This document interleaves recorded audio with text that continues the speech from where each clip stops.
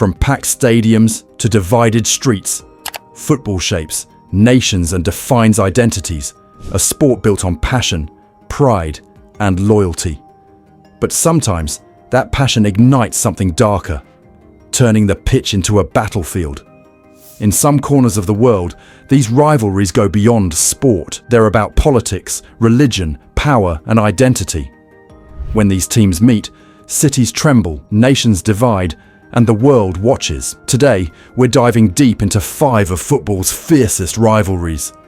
Stories where pride and power collided, and football became war. Fenerbahçe versus Galatasaray. Welcome to Istanbul, a city that is split between 2 continents, Europe and Asia. And that split runs straight through football. On the European side stands Galatasaray, the pride of Istanbul's high society and wealth. And on the Asian side, Fenerbahçe, built by the working class and fueled by passion. Their rivalry dates back to 1909, and it's known as the Intercontinental Derby. When these two meet, the city becomes unrecognizable. Shops close early, streets empty, and the air fills with drums, smoke, and chants that shake the city. And for 90 minutes, Istanbul isn't a city. It's a war zone. In 2002, Fenerbahçe destroyed Galatasaray 6-0, which was their biggest win in history. The stadium exploded in noise as Ariel Ortega, the Argentinian man, and Tuncay Şanlı scored world-class goals. And Galatasaray fans could only watch in silence. But revenge would come 3 years later. In 2005, Galatasaray thrashed Fenerbahçe 5-1 in the Turkish Cup final and celebrated right in front of their rivals' fans.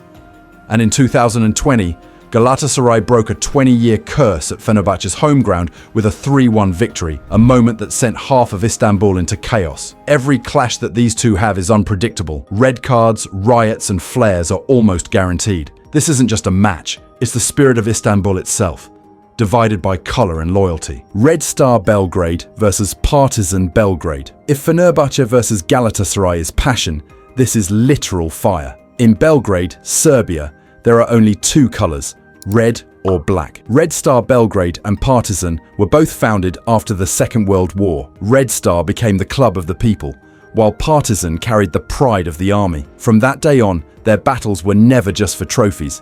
They were for identity. The derby between these two is nothing short of chaos. The stadium overflows with fans, smoke fills the air, and flares turn night into fire. Police in riot gear line the stands, but the crowd doesn't care. Their passion can't be contained. Every minute feels like a spark waiting to ignite, and sometimes it does. In 2017, a Red Star player scored a stunning 88th minute free kick to win 3-2, and fans stormed the pitch with flares in hand. The celebrations turned into clashes, and the game was almost abandoned. And in 2014, the match was literally abandoned, after fans threw chairs onto the pitch, lit fires, and destroyed seats. Still, for every Serbian fan, this is a tradition. It's not a football game. It's a statement of who you are. Real Madrid versus Barcelona. And of course, this wouldn't be a rivalry video without mentioning the biggest one of them all, the El Clásico. Few matches in world football carry the same weight, the same fire, or the same history as Barcelona versus Real Madrid. It's not just a rivalry between 2 football clubs, it's the story of Spain itself. Real Madrid, the symbol of the Spanish crown and power. And Barcelona, the beating heart of Catalonia, proud, rebellious, and defiant. During 36 years of Franco's dictatorship in Spain, Barcelona's voice was silenced. But football gave it back. Every pass, every goal, every victory against Real Madrid felt like a rebellion, a declaration of freedom. In 2005, Ronaldinho danced through defenders at the Bernabeu, scored twice, and won the game 3-0, earning a standing ovation from Madrid's own fans, a rare moment of respect in football history. In 2010, Guardiola's Barcelona humiliated Madrid 5-0. Xavi, Iniesta and Messi turning the pitch into art. And in 2017, Messi's 92nd minute winner, holding his shirt to the Bernabeu crowd, became an immortal image. Catalonia against the crown. But Real Madrid has had its own nights of glory. In 2014, under Ancelotti, Madrid crushed Barcelona 3-1 with goals from Ronaldo, Benzema, and James Rodriguez.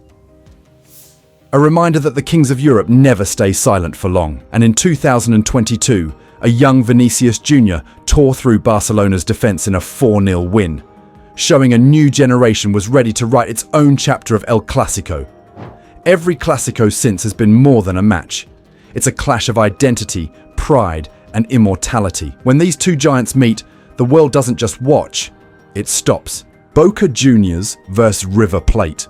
If El Clásico is elegant, the Superclásico is chaos. In Buenos Aires, you're born into a choice: Boca or River. There's no middle ground. Boca, the club of the working class from the docks of La Boca, and River, the club of wealth and privilege, also known as Los Millonarios. When they meet, the entire city shakes. The chants, the colors, the emotion. It's football in its rawest form. In the 2004 Copa Libertadores semi-final, Carlos Tevez scored for Boca and celebrated with a chicken dance mocking River. The referee sent him off, a brawl broke out, and the match ended in chaos. Boca won on penalties, and the rivalry grew even more bitter. Then, in 2018, came the biggest Superclásico ever, the Copa Libertadores final. But chaos erupted again. River fans attacked Boca's team bus, injuring players. The match had to be moved to Madrid, over 10,000 kilometers away. When it was finally played, far from Buenos Aires, in Madrid's Santiago Bernabeu, Boca struck first through Dario Benedetto in the 44th minute, silencing the River fans. But in the second half, River fought back. Lucas Prato equalized in the 68th minute with a brilliant team move that brought the game to life.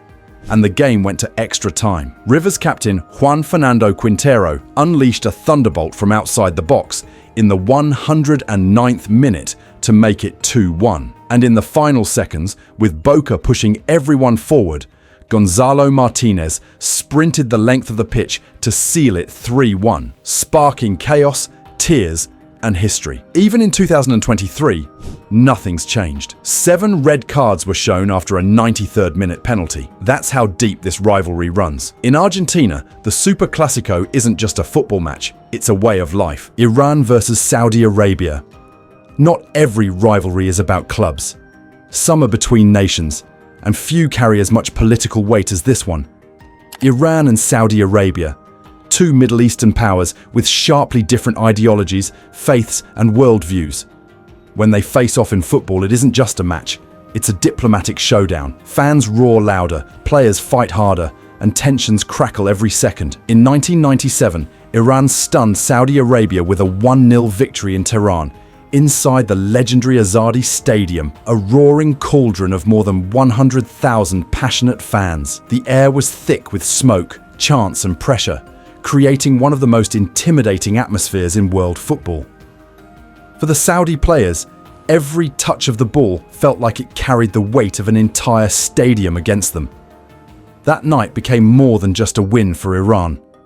It was a moment of national pride and one of the fiercest home atmospheres football has ever seen. In 2002, Saudi Arabia struck back with a dramatic 3-2 win over Iran, knocking them out of World Cup qualification and sending Riyadh into celebration. But here's where it gets deeper. Due to their diplomatic tension in 2016, Saudi and Iranian clubs were stopped from hosting each other on home soil. The AFC forced their encounters to be staged in neutral venues like Oman, the UAE, and Qatar, to avoid travel bans or security issues. For years, major clubs like Persepolis and Esteghlal from Iran, and Al Hilal, Al Nasser, and Al Ittihad from Saudi Arabia played these high-stakes games away from their home stands. That arrangement lasted until September 2023, when the AFC and both football federations agreed to restore home and away fixtures. Even today, these matches draw tens of millions of viewers across the region. It's about more than sport. It's about power, pride,